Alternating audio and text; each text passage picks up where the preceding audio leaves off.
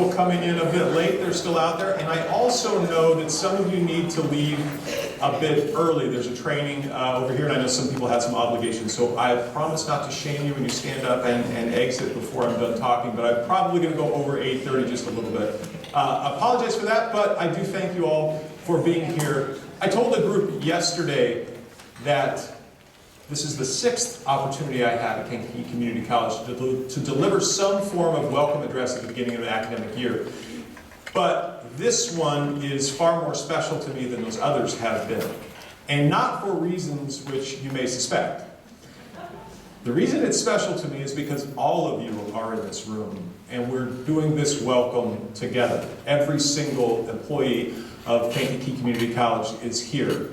Some may be joining us from video online, but we're all here, and we're taking this time, a few minutes, to reflect upon, to prepare for what's to come next week, and that's the re-arrival of the students that we support and we serve. And I think it's important for us to gather together, regardless of the role we play at the college, where we report to work, or the work that we do. We're all here to support the students that we'll see next week. And so I'm excited about it. I think this is a special opportunity. And I thank the Faculty Development Committee for altering that schedule to make this particular event happen. And it's my hope that we'll make it a part of KCC's tradition every year before the start of a fall or a spring academic year to gather as one group and prepare for the arrival of our students. I hope you support that too. So the new beginning, the beginning of an academic year is always a new beginning. It's a new beginning for all of us. It's a new beginning especially for our students. Some of those students will arrive on Monday after a successful or perhaps unsuccessful last semester, but it is a new beginning for them. They'll meet new people, new professors, new classes, new skills, new knowledge. It's a new beginning. For some of those students, they're coming back to college perhaps to embark on a new career pathway, to enter into a new career, and it's a new beginning for them. For many of those students, it's their very first time on a college campus. Their very first time interacting with someone to whom they need to refer as a professor. So it is a new beginning for them. And I hope that we remember that. In fact, it's a new beginning for all of us. It's a new beginning for many of you in this room who have been here at the college, but are now coming back to us in a different role, or perhaps back to us from a time away from the college, and it's a new beginning for you. It's a new beginning for me, and it's certainly a new beginning for those of you who are brand new to KCC's family. And I want to recognize many of those folks today, and we've always done a good job of recognizing the new employees at KCC, partially because one of our core values is respect. And as we live that core value of respect, we affirm human equality. We understand that abilities, beliefs, and everyone deserve to be treated with civility and respect. And for that reason, I know that you're going to welcome our new faces in the room today. So I'm going to read them, but I promise you I won't ask you to introduce yourself or talk to this very large group. I will ask you, though, to stand up as I read your name, and then stay standing so that we can all get a sense of who you are. And then we'll recognize you together at the very end. Sound okay? Brandy Castillo in the library. John Coughlin, Business and Technology. Leslie Cooper, Curriculum and Technology. Jamie Zirkle in Health Careers. Aaron Furst in Health Careers. Ty Harris, WIOA. Michelle Hassick, Financial Aid. Jillian Jakubowski in Health Careers. Angela Kanak, Humanities and Social Sciences. Sheila Kramer, Business and Technology. Caitlin Kreis, Humanities and Social Sciences. Mike Lockwood, Police Department.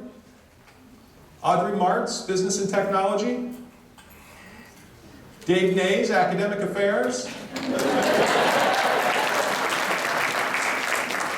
Cherish Nelson, Humanities and Social Sciences. Megan Ponton, Financial Aid. Joshua Riley, Humanities and Social Sciences. Kim Schott, Career Services. Laura Seamson, Business and Technology. Jeff Snedeker, Business and Technology. Michael Stoltz, Police Department. Darcy Stomberg, NEC Reception. Victoria Stroll, Humanities and Social Sciences. Kathy Sullivan, Facilities. Rhonda Sykes, Trio. Stacy Wilkin, Business and Technology. And Megan Winterode, Health Careers.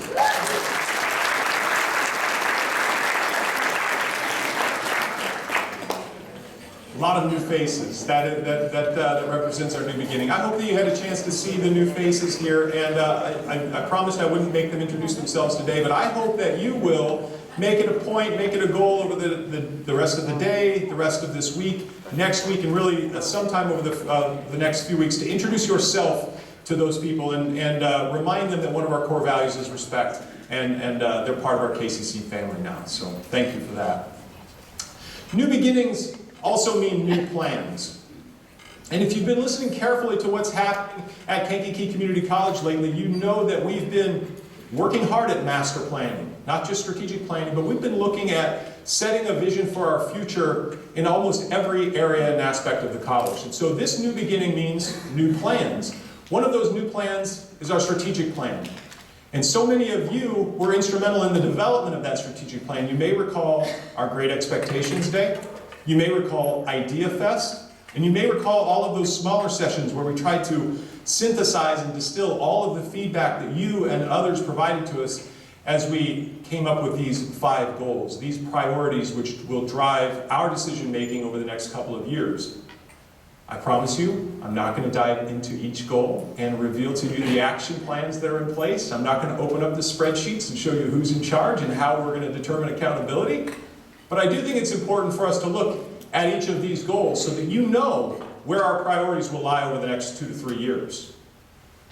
Goal number 1 is to improve student success through increased enrollment, retention, transfer, and completion rates. I hope that you agree with me, this should always be our priority.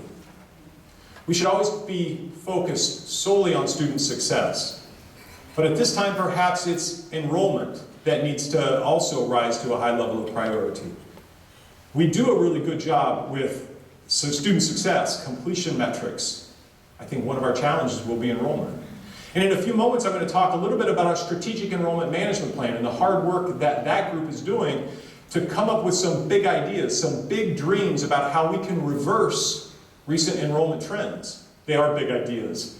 And some of them are already having an impact, as you're going to learn a little bit today and even more in September. We can't lose focus of those big dreams. But perhaps we can also have some small dreams. And I know that sounds a little bit weird. Let me tell you why I say that. Last week, a number of us, about 20 of us, were able to attend the Global Leadership Summit as guests of Van Drunen Farms in Moments. It was a great experience. And those of us who were there had the opportunity to hear a speaker named Liz Bohannon. And Liz Bohannon told the story of her graduate degree, a time when she had big dreams, big social justice dreams. And her dream was to change the lives of young women in African countries.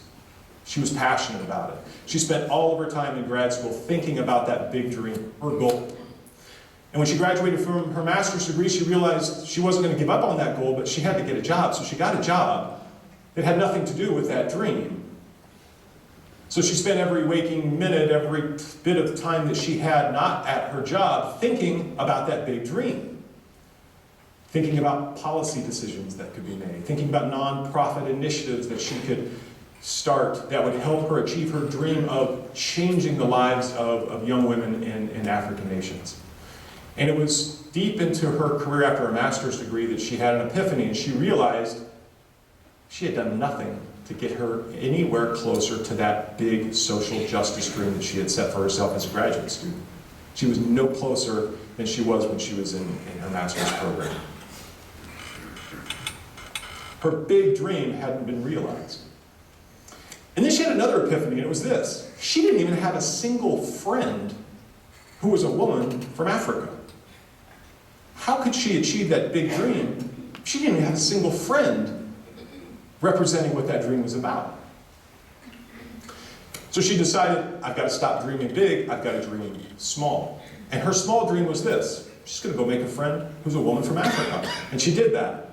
And in the rest of Liz Bohannon's story, she told how her and this friend then were able to work together, design a pair of sandals, produce these sandals in a manufacturing plant, and sell them across the globe as fair trade sandals.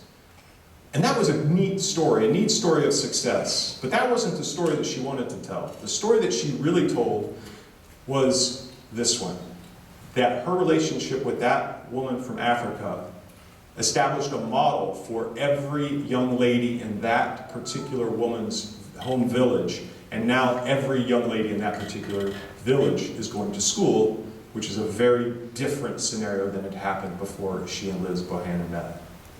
The point she was trying to make was, once she learned how to dream small, she made great progress towards those big dreams. Why am I telling you all this? We do have big dreams about changing the enrollment pattern here at Kankakee Community College, and you're going to learn about those today a little bit and in September. But I hope we don't miss that message that perhaps dreaming small is actually the way we're going to change the enrollment pattern. Every single one of you has a sphere of influence. It may be here in the small area where you do your work. It's likely at home. It's likely in your neighborhood. It's in your churches and the other organizations where you spend time. You have a sphere of influence. And in that sphere of influence, I suspect that there's 1, 2, 3, maybe even 4 people that you know who've thought about college, who've maybe attended a few classes and haven't come back. They're in your sphere of influence, and you have an opportunity to talk to them about Kankakee Community College, to bring them here, to walk them through our halls, to introduce them to your colleagues. You have an opportunity to help them get enrolled. You have an opportunity to coach and mentor those 2 or 3 students all the way through their academic pathway, to be with them when they walk across our stage at commencement. And I know you're thinking, what does 2 or 3 students do to our enrollment patterns? But look around the room. If each of you do that to 2 or 3 students, we have just reversed our enrollment pattern. We're going to dream big. Our strategic enrollment management plan team has created some really big dreams. But I can't help but think that Liz Bohannon's insight that when we dream small, that's how we're going to achieve our big dream. So I want to encourage you to do that, and every single one of you can be a part of that. But just bringing students here is not good enough. We need to make sure that we have created inclusive, equitable teaching and learning and work environments. You've heard me talk about our success metrics. You've heard me talk about how well we do as a college in the area of course success, in the area of completion and transfer. When compared as a whole to other colleges just like us across the nation, we exceed those benchmarks. We are doing better than most colleges just like us when we think about all of our students. But when we start to dive deeper into those results, those data, we learn some different stories. One of those stories we learn is that our Hispanic and Latino students succeed at much higher rates than our general student body. We should be incredibly proud of what we're doing to support the success of those students. But our African American students do not succeed at rates which I determine to be unacceptable, and I hope that you find them unacceptable as well. And if we truly wish to live our culture of caring, if we want to make this place a culture of caring, we'll look at those results and we'll say it's unacceptable, and we'll do whatever hard work it takes to make sure that our outcomes, student success outcomes, are equitable. And this needs to be a priority for us as we move forward, not just in the next 2 to 3 years, but we need to get started on it. We have some amazing facilities that support the students and the teaching and the learning at Kankakee Community College. If you look at what we've done in recent years, South Extension Center, the cutting edge technology at the Manufacturing and Industrial Technology Center, the North Extension Center in Bradley, and most recently the Advanced Technology Education Center here on this campus, both of which, those last 2 are LEED Gold buildings. Think about what we've done to create world-class facilities for faculty to teach in and for students to learn in. And I hope that you, along with me right now, will recognize the visionary leadership of Dr. Vicki Gardner in finding the funding, designing those buildings, and facilitating the construction of those buildings.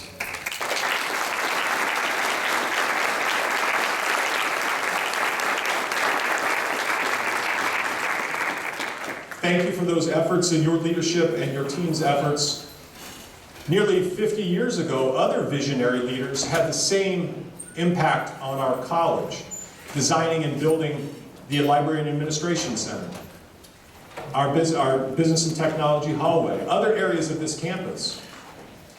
While we have those new world-class facilities, we now learn that we have an opportunity to improve the facilities that have been a part of KCC's campus from its inception. I'll tell you a story. I often get the opportunity to interact with our alumni. And our alumni come back to campus, and those alumni often like to walk through the hallways. They want to tour the places. They want to remember where they went to school. And so we walk them around, and they look at classrooms. And oftentimes they'll arrive at various places on the campus, and they'll stop, and they'll look around, and those alumni who maybe attended here 40 years ago say, "It's just like I remembered it." And that may be heartwarming from a nostalgia point of view, but I don't find that to be a compliment. Last year, I was able to take many of our administrators to Kankakee High School to see the work that they're doing to improve their facilities, not just in their cafeteria, but in their culinary arts wing. They started with their freshman wing. This year, they should have the sophomore wing done. Their target is junior wing next year. You get the trajectory. When those students leave Kankakee High School, we hope they come to Kankakee Community College. And when they get here, we hope that they feel like it's a step up, not a step back. So it's time for us to take a look at third floor. It's time to take a look at our library. It's time to take a look at other areas of our campus and make sure that those older areas reflect the kind of dynamic learning environments that students of tomorrow expect. And we'll be able to do that. And it's not just those spaces that also need to be accessible. We need to take a look at our virtual learning spaces. I'm thankful for the group in Health Careers who stepped forward to be volunteers as we piloted the use of an accessibility audit tool to take a look at our instructional materials in our Canvas sites to determine, are they accessible to all learners? And we learned some pretty important things, but we have a lot of improvement to make in that area. So our faculty will begin in this next cycle of ICCB program review to take a look at all of our instructional materials and spend the next 5 years making sure we can improve those virtual spaces, making them accessible to all learners. Our community support has not wavered. I want to talk about that in just a moment, but we know that this will always be an important part of what we do. We have to remain visible in our community. Our community needs to know the value of this community college, and that will remain a priority for us as we move forward, as we're developing KCC employees' knowledge and skills. We need to invest in ourselves if we're going to do the very best to support our students. I wish I could dive into the action plans and show you the very real projects that we're already working on to get at these goals. I wish I could also show you all of the metrics, how we're going to know if we've achieved these goals. We'll have time for that later in the year. But these are our strategic plans. These are the goals that will take us through the next 3 years. We'll reflect upon them frequently, and you'll see them again, I'm sure. Please know that part of those goals were a look at our current facilities. And again, I'm thankful for the leadership of Dr. Gardner and the efforts of her entire team for putting together a facilities master plan. And one of the things that I think is most worthy of note in terms of that leadership was the commitment to make sure that we receive input from every single employee at the entire college as we created this facilities master plan. And indeed, all of you had the opportunity to be at the table and provide some input. Now let me be clear. The facilities master plan is not necessarily a plan that we will execute letter by letter. It is a vision. It is a vision for what the future could look like for our facilities here on campus. Every square inch of our campus, what does it need to look like? We may not get to all of those projects. I'm sure that you've looked through the 84-page document. I'm not going to flip through it all here. It's available to you. I hope it inspires you. It certainly has inspired those of us who've spent some time with it. We're not going to get to all of those projects. We're not going to get to all of those projects in the next 5 years, but they do give us a vision. And as we make shorter-term decisions about where to allocate resources, we'll be able to look to this facility master plan and say, does it impact our longer range vision? I hope we can get there. We'll need a lot of resources in order to do it, and to do it in the next 5 years. It is a 15-year vision, and it may change. But I hope you've had a chance to peruse that 84-page document. If not, please do, and I think you'll be as inspired as some of us who've been working on it. And I'm sure this is high on your list of interests. What are we going to do about enrollment?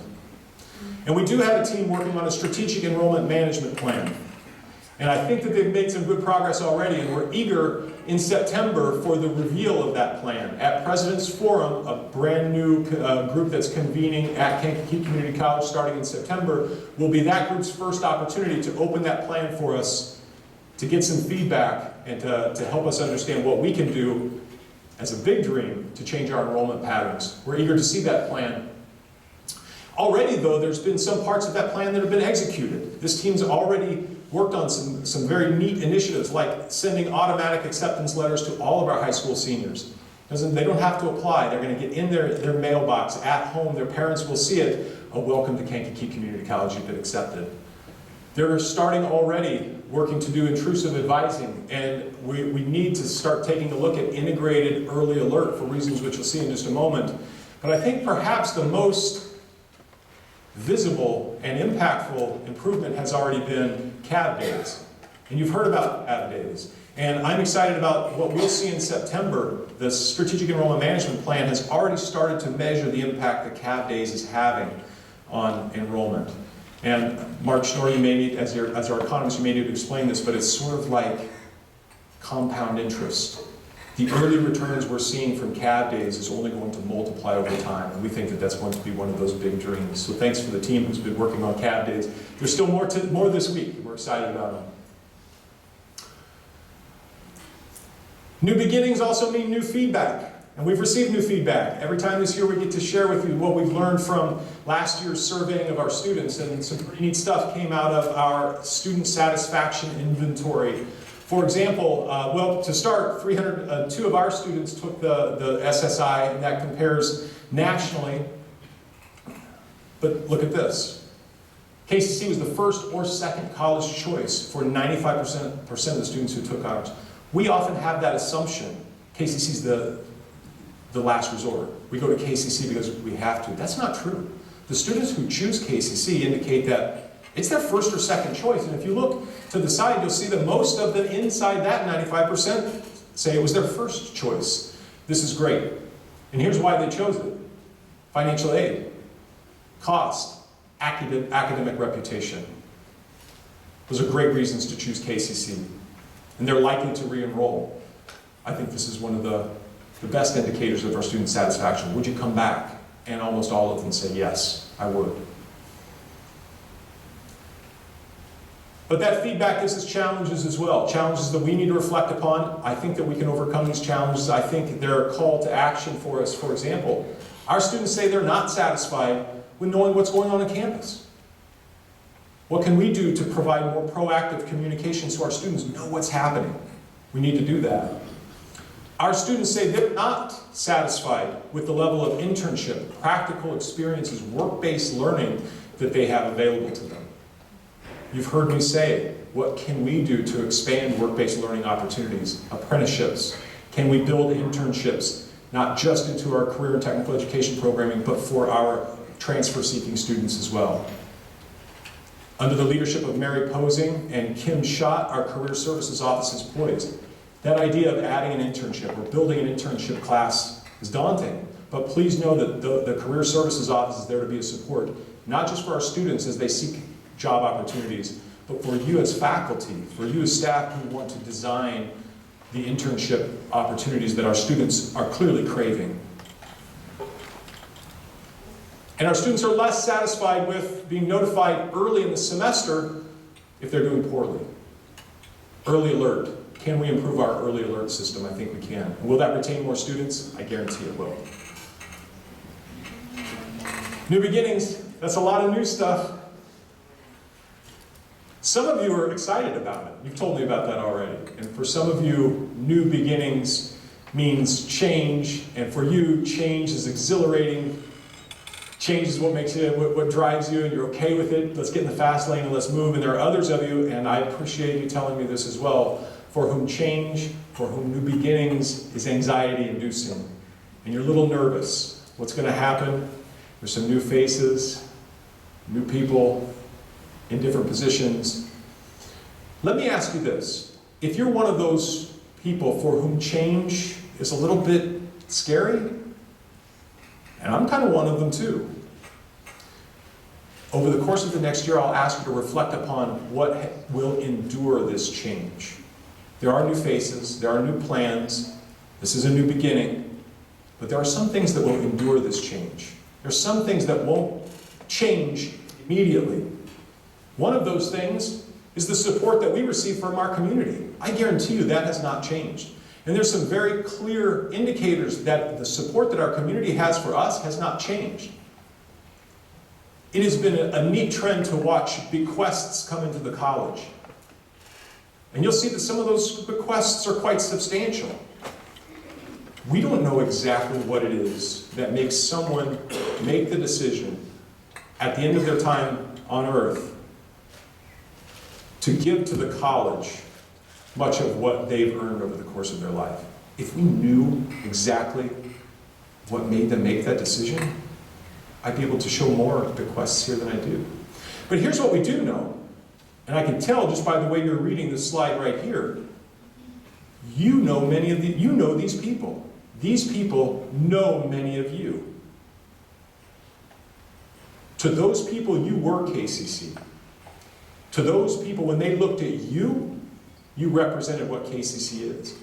And they had enough confidence in you. They were inspired by what you do to support our students. So inspired that they said, at the end of my life, I want to give back to the college. So thank you for doing that. And please know that you are KCC. You are our ambassador regardless of where you are. And people like the names you see here look at you and they see KCC. And on September 26th, we'll have our fall fundraiser, New Beginnings, to celebrate these new beginnings, and we hope that you can attend. If you can't attend, please know too that we will begin our employee giving campaign very soon, and you'll have an opportunity to give back to the college in that way as well. I'll tell you what else has not changed. It may change in the future, but it hasn't changed now. It will endure this particular new beginning, and that's our mission, enhancing quality of life through learning. What has also not changed are our core values: respect, excellence, learning, integrity, and collaboration. And it's that last one that I hope we are focusing on today. And it's that last one which makes this particular welcome to the academic year special for me, because we are in the same room regardless of the role we play or where we work at KCC. Reflecting upon the value, that core value of our institution, collaboration. I'm sure you've seen this video online. I love it. I get a kick out of it every time, so I want to make you watch it again.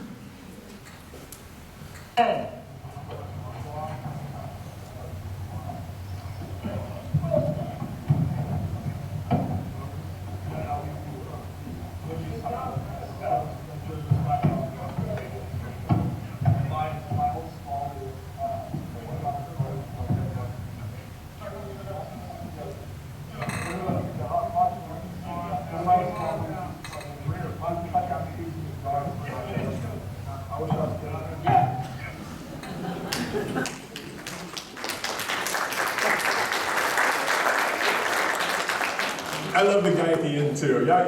Every time I'm there, I'm like, how's he gonna get there? Oh yeah!